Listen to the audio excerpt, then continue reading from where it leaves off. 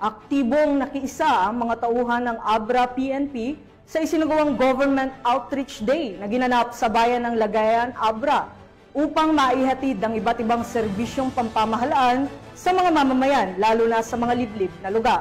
Yan ang balitang hatid ni Patrolwoman Jesly Sabado.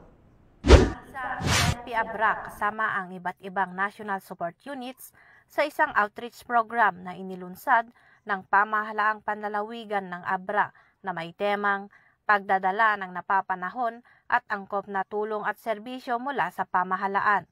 Isinagawa ang programa sa Barangay Culago, Lagayan, Abra noong Mayo 30 taong kasalukuyan.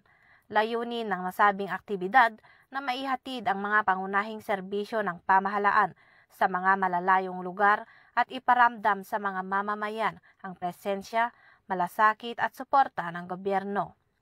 Naghandog ang PNP Abra ng iba't ibang serbisyo para sa mga residente, kabilang na ang libreng legal na konsultasyon, counseling para sa mga kasong may kinalaman sa karahasan, laban sa kababaihan at mga bata, sa pamamagitan ng Women and Children Protection Desk, serbisyong medikal mula sa Provincial Medical and Dental Team at libreng gupit na inialok ng First Abra Provincial Mobile Force Company.